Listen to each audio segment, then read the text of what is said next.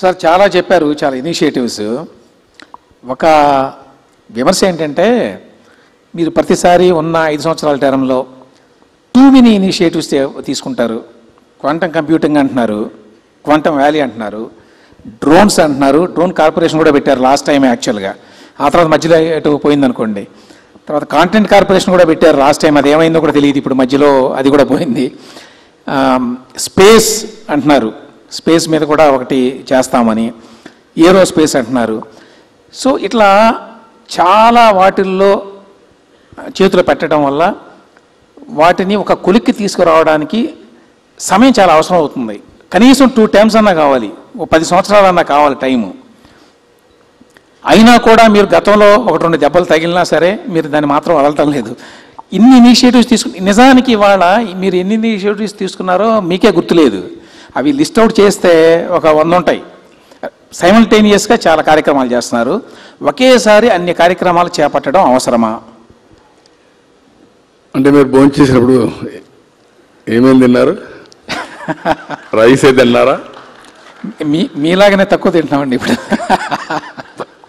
నేనేమంటానంటే nutritious food, బాడీకి రావాల్సింది ప్రాపర్ న్యూట్రిషన్ కావాలి.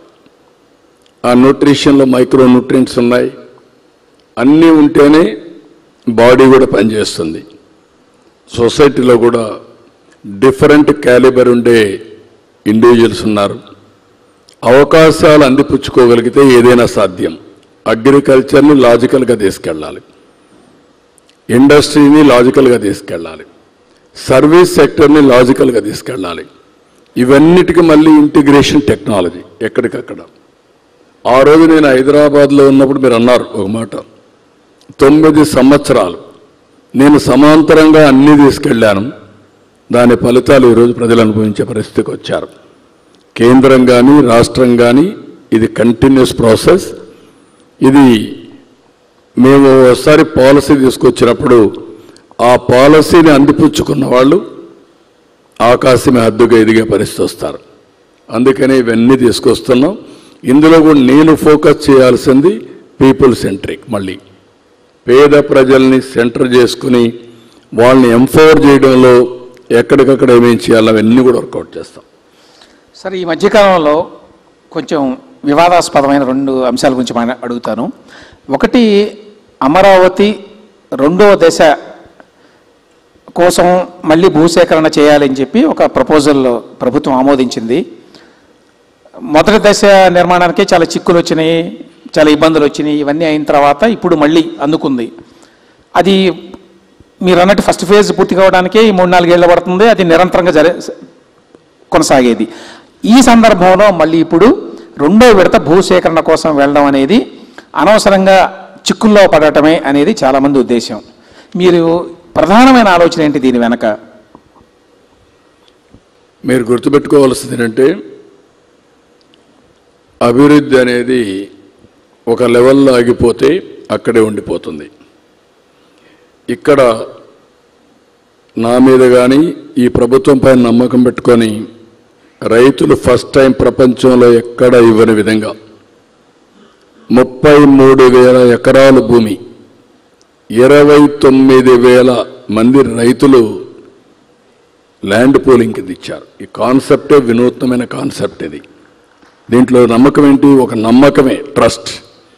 ఓకే, మేము ఇస్తాం, ఇక్కడ రాజధాని వస్తుంది, మా భూమికి వాల్యూ పెరుగుతుంది, మేము రాజధానికి ఇచ్చామనే పేరు వస్తుంది, భూములకు విలువ పెరిగితే మా జీవితాలు బాగుపడతాయి, మా పిల్లల భవిష్యత్తు బాగుపడుతుందని నమ్మకం పెట్టుకొని ఇచ్చారు.